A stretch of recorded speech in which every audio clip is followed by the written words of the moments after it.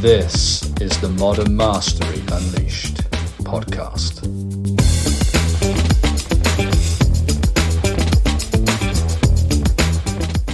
Hey, everybody. Today we are getting right into it with the power of self-discipline, fueling your journey with self-love and freedom. You've got Paul and Natalia here, and we are about to have a candid conversation about the power of self-discipline and what it has to do with modern self-mastery. And we wanted to kick things off with a question. So our question for you is, do you love yourself enough to be who you need to be to achieve your goals? And just sit with that for a minute. After the podcast, take some time. If you haven't already listened to that first episode, or no, it was the last episode we did. That will also help you with this. But Paul and I were having a conversation just before because we're actually not very disciplined people. Right. And because those of you who are listening, you're entrepreneurs, you're philanthropists, you're high achievers, you're amazing at what you do. And we all have these huge visions, these big dreams, you're visionaries. But how do you make sure that you're actually committed and doing the things that you need to do to achieve and get to where you want to go? So that's kind of what we're going to talk about today. So, yeah. I think it's a massive topic, and I have a huge amount to say about it because, I mean, discipline isn't my middle name. It's something nowhere near as powerful, and we won't touch on my middle name. I mean, we might get into that another time. But now. Everybody is until you know what it is, and then it's But I blame my parents for that. But yeah, typically, again, not a naturally disciplined person, and I tend to rebel any tight structures where I feel constrained. Because of course I love freedom and autonomy, as we all do, but certainly being a natural bodybuilder, I am massively disciplined, because if I'm not, it shows up real quick. So there's a real visual gauge on that, because I can see it and feel it really quickly. And sometimes I think because we don't have an immediate consequence that we can see by kicking the can down the road and what I'll do it Monday, and I really want to do what's fun and easy as opposed to what's hard and necessary. And I think that's what it is. Self-discipline is about doing what you need to do when you should do it, whether you feel like it or not. And I think that's the separator. It's doing the ordinary. So how do you become extraordinary? Well, people that are extraordinary do the ordinary plus a little extra. I mean, how many of us, I totally put my hand up here, how many of us have said, I want to lose 10 pounds. I want to make more money. I want to travel the world. I want to start that charity. I want to do that fundraiser.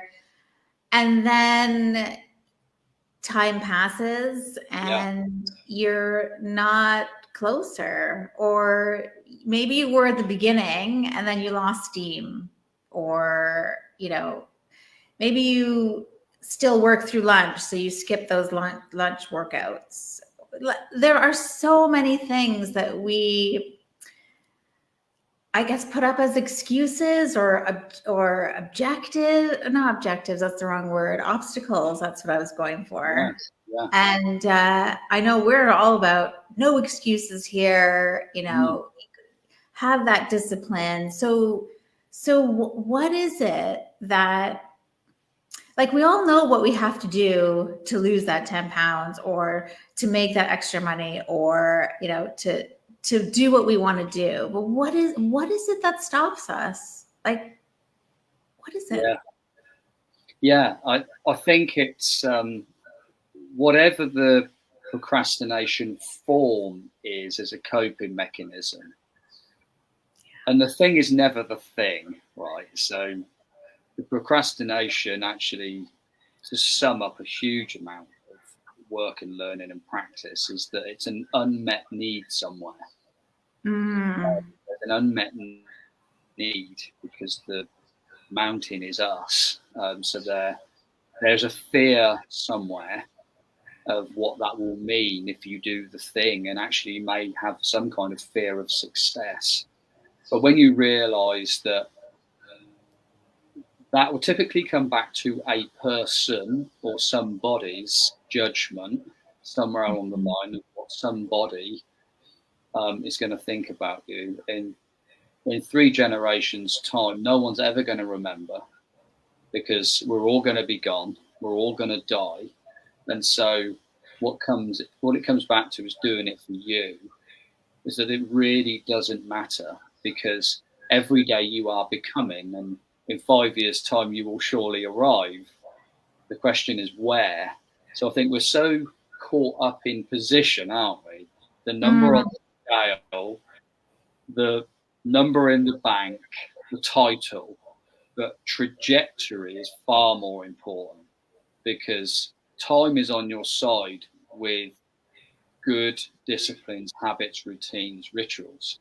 But time is against you if you've got bad routines, habits, rituals, sabotaging routines, coping mechanisms. So I think it's just a wake up to what is my trajectory, where am I headed if I stay as I am right now, because the consequence is happening, because every action we take is a vote for the person that we wish to become. So, if we think about that 85-year-old version of us, that's everything that we want to be, could be, and where we are right now, and the distance between the two certainly fuels me to want to be better. It's for me, and it's not about $1 million in the bank or anything else. It's to know that I left it all out there, and that the chips fall where they may. And I think for me, my own personal self-confidence, self-trust, self-esteem comes from keeping the promises I make to myself. And I think when you build up enough evidence that you don't keep the promises you make to yourself, that's when you say, I'm going to start this side hustle. I'm going to start this business. I want to lose this weight. I want to start this relationship. I want to move house. And then you don't do it, or you don't get up at the time you say you're going to get up, and you don't drink the glass of water when you wake up like you said you were going to the night before. You build up a stack of evidence that you never do what you say you're going to do. But I think you can think big but act small. You can think in decades and act in moments. Because all you're going to do is take the next right step. That's all it's about, isn't it? It's okay. What's the next right step? This is my vision. This weaves into the fabric of your being. You have the vision of what you want, what you're going after, and the universe conspires to work for you when you have a definiteness of purpose, not a would-like, not playing in the shallows, not fully committing, not dabbling. When you're fully committed, when you say I will do it or die, the world has a habit of stepping aside when you say I'm going to do it or die. And I've decided this is what I'm doing, and decided in Latin means to cut off. So you have decided this is what you're doing, and it's powerful as a change in energy. And as Dr. Joe would say, no one changes their life until they change their energy. So you've got to decide that this is who I am now. This is what I do. And social circles might make this difficult. Environment can make this hard. From personal experience, and I'm sure you're saying that, because when you start that new eating plan, that nutritional conscious nutrition, and you're with the same group of friends, all of a sudden they're, oh, well, she's on a diet again, are you? Oh, you're doing that. oh, you can't, or you're too good for us now, are you? And all this. It's like because you're triggering other people by becoming that disciplined person that's serving yourself to the highest level. You know, the 2.0 version of you is who you are becoming. And it's a beautiful thing. You're supposed to evolve and grow and become. That's what you're meant to do. Yeah. Natural. And that really is where that self-love comes in. And I remember hearing it for the first time, and I didn't really fully understand what that meant, that self-discipline is a form of self-love. Yeah. But you know, everything that you just said about, you know, stepping into your truest version, acknowledging your fears, especially that fear of success. My goodness, was that an eye-opener for me when I first heard that, because you start to realize, wow, you know, you get to understand, okay, the fear of rejection, the fear of failure, and you know, you deal with those, I think,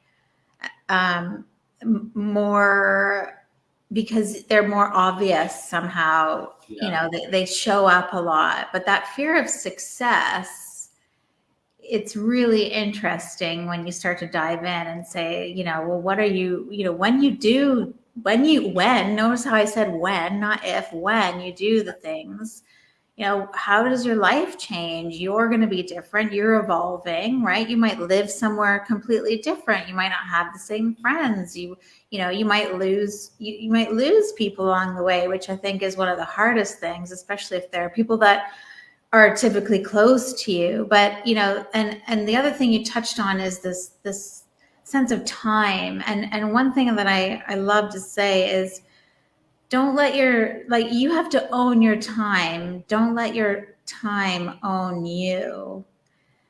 And I think that's where the discipline as freedom comes in, because I know that a lot of our listeners are creatives. They're just like us. They love the freedom. They love the autonomy. I don't need anyone.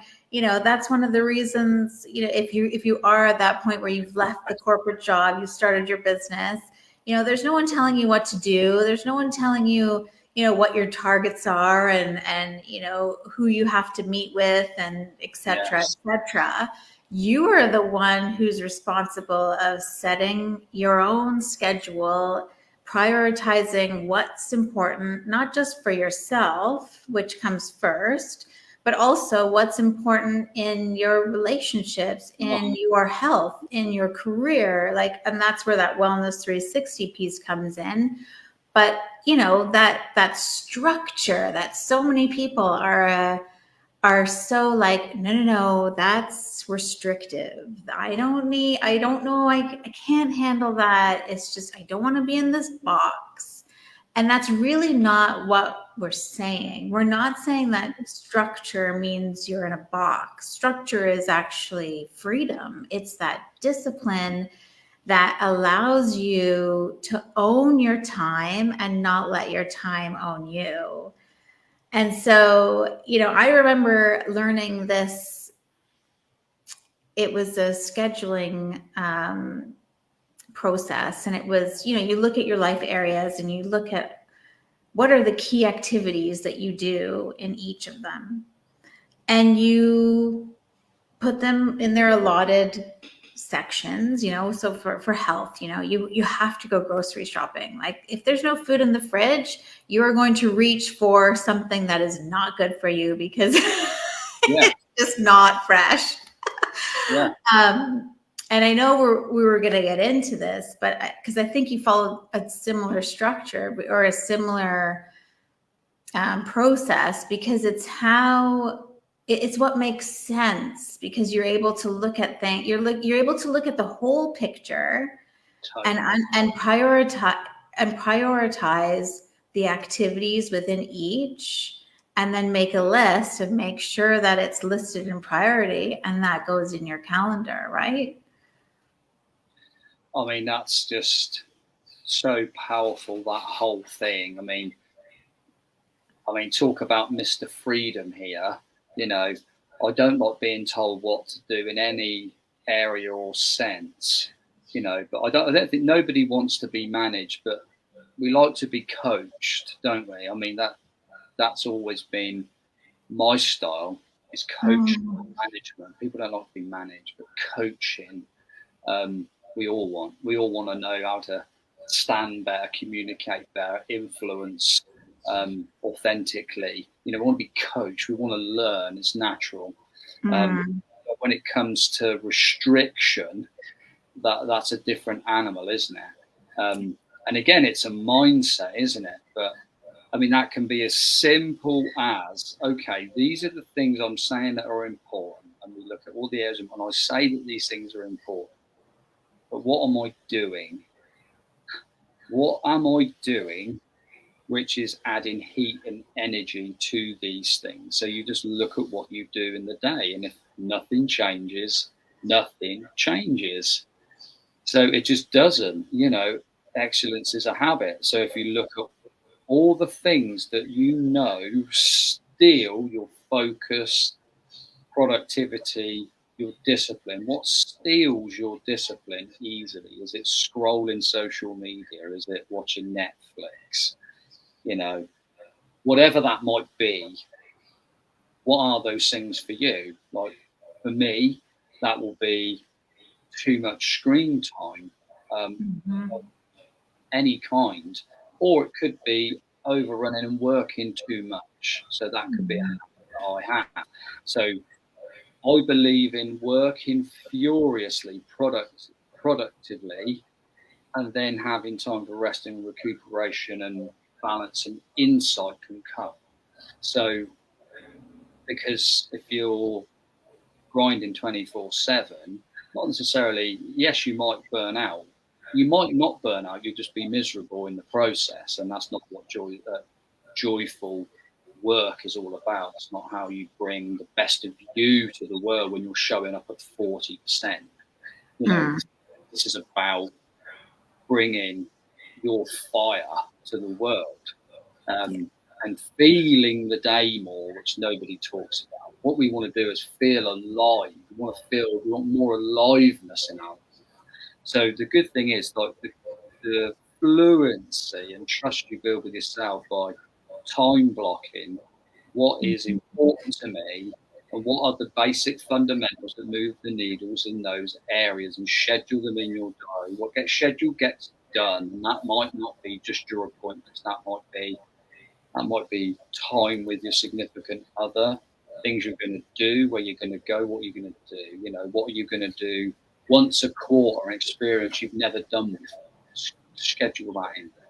2 things a year that are like life changing. You know, you want to compete in something that you want to get into, or learn a new instrument or a language, or, you know, schedule things that really enrich your life. You know, get it scheduled. Phone calls to people in your personal relationships, get it scheduled.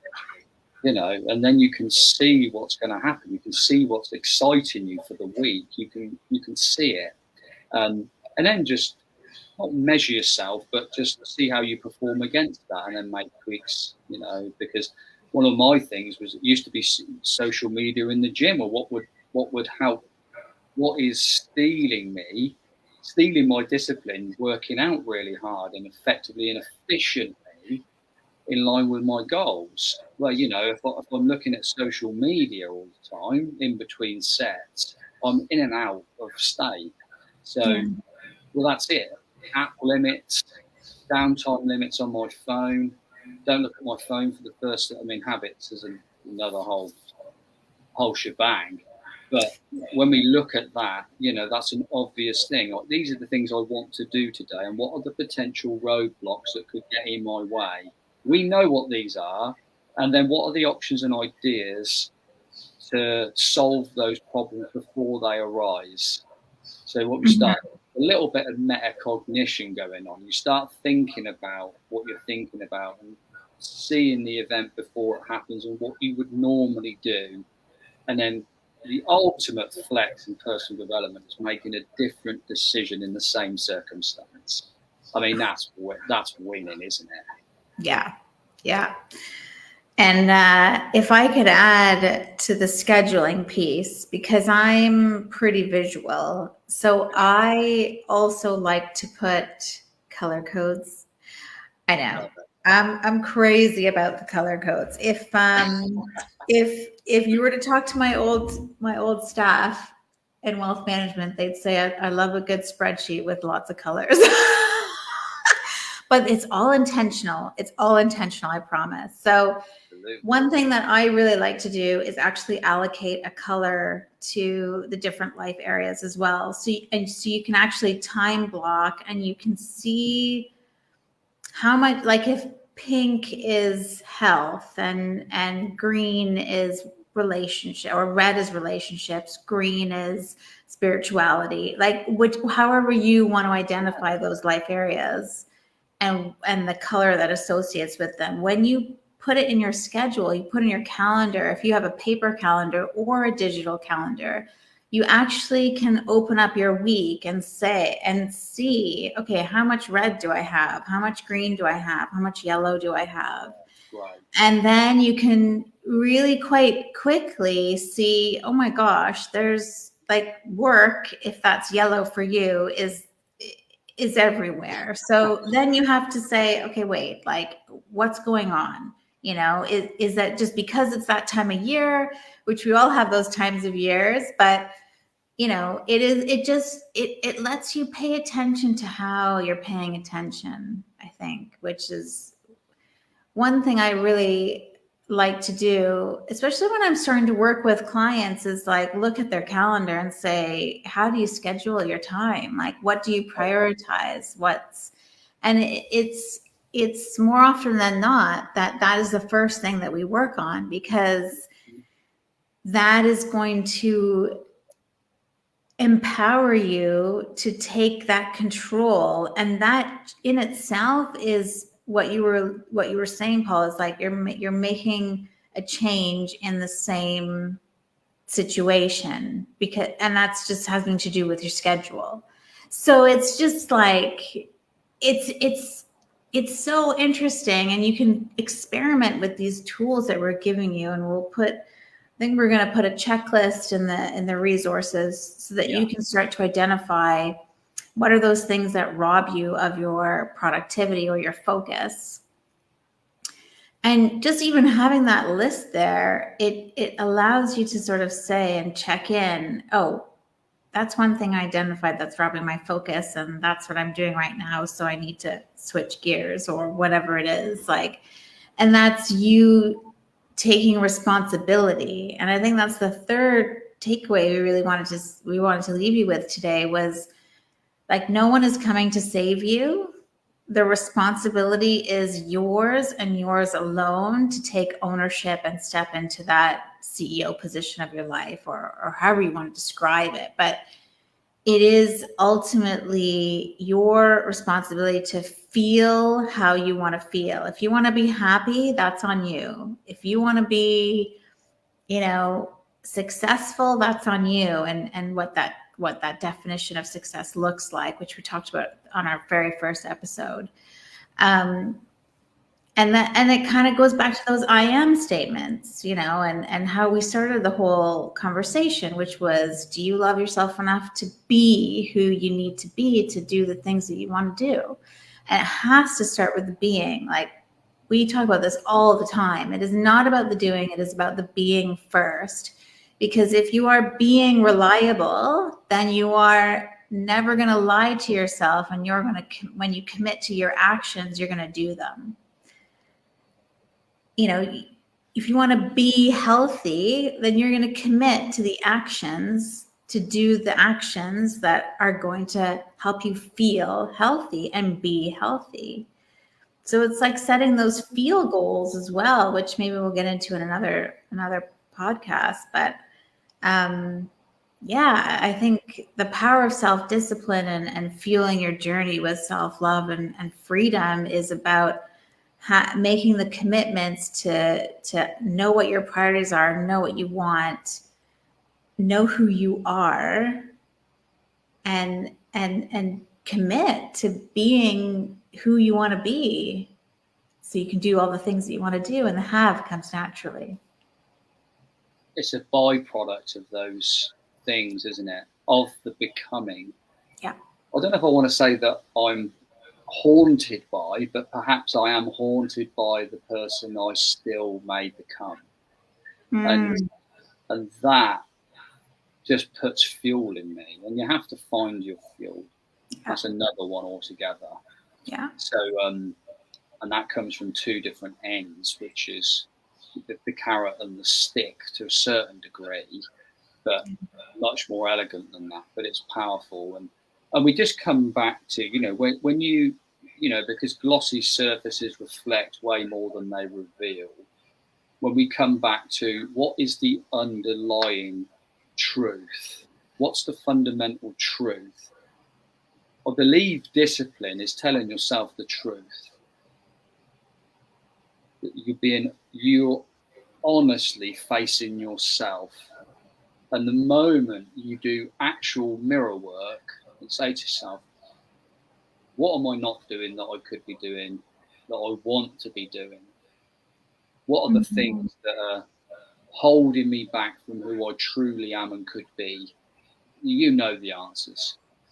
I think step one is awareness, but it takes courage to face yourself, you know, and we constantly use coping mechanisms so that we don't spend half an hour with ourselves alone in silence, because most of us can't bear that. I think in a study, people would rather give themselves electric shocks than sit with themselves for half an hour in silence with nothing to distract them.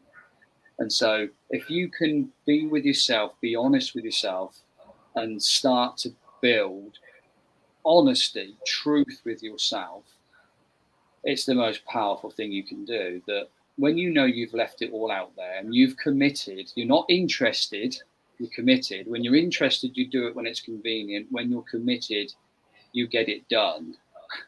That's the difference. These are brutally simple, but if they were easy, we would never need to keep talking about them, because they're fundamentals, like you say. You know, what we practice in private, we get rewarded for in public. It's about mastery of the mundane and the unseen hours, never getting bored with the basics.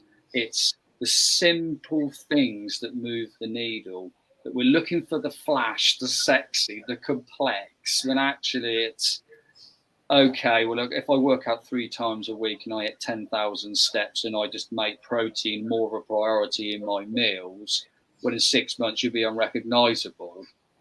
But somehow we want to look for something that's some kind of magic.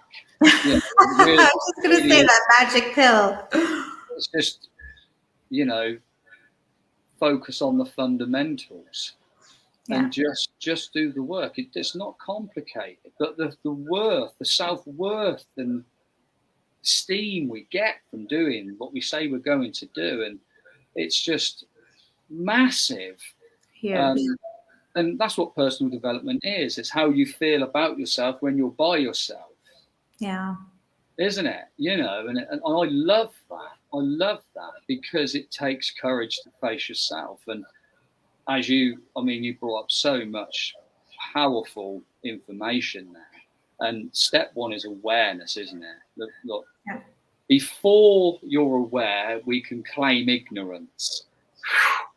Thank goodness for that. I just didn't know.